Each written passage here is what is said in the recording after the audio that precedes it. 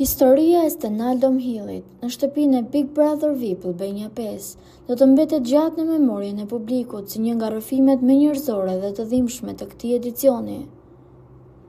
Takimi me vëllain e tij, 15 vjeçar, Joelin, nuk ishte thjesht një surprizë televizive, por një ballafaqim me një të kaluar të shënjuar nga humbjet, varfëria dhe ndarjet e detyruara prej rrethanave të vështira të jetës. Gjithçka nis me zanafjellën e dhimbshme të familjes së Stenaldos. Ai lindi në vitin 1997, një vit i mbrapsht për Shqipërinë, dhe kur ishte vetëm 3 muajsh, babai i tij u vra duke e lënë nënën e tij, fluturën, të vetme në një luftë të ashpër për të rritur një fëmijë që kishte humbur shikimin që në moshën 6 muajshe. Vite më vonë, në përpjekje për të rindërtuar jetën e saj dhe për t'i dhënë një mbështetje familjare djalit, nëna u martua sërish, martesë nga e cila lindi Joeli. Mirëpo, kjo përpjekje për lumturi nuk zgjati shumë.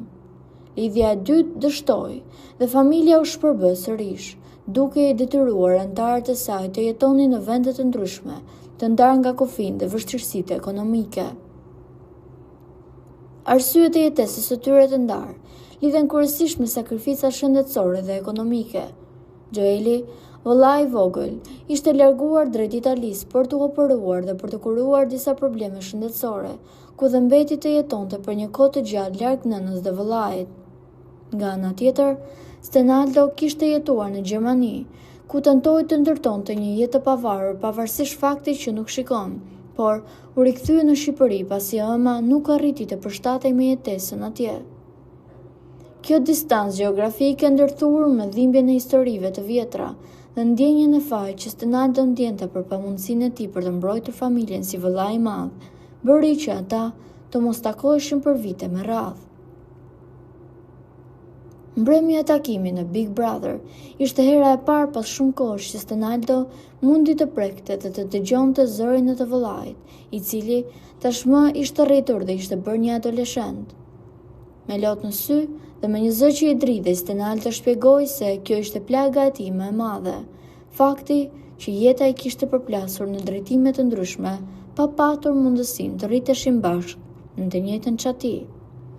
Ai e konsideroi Joelin si shpresën e tij dhe u zotua se pas këtij momenti, pavarësisht vështirësive, ata do të gjejnë mënyrën për të mos u ndarë më kurrë.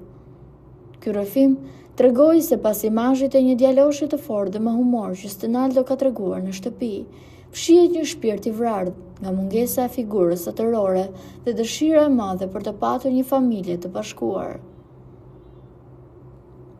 Po juve çfarë mendimi keni për këtë situatë? Komentojeni mendimin tuaj dhe mos harroni të shtypni butonin subscribe për të mos humbur asnjë video të re rreth kanalit ton. Ju faleminderit.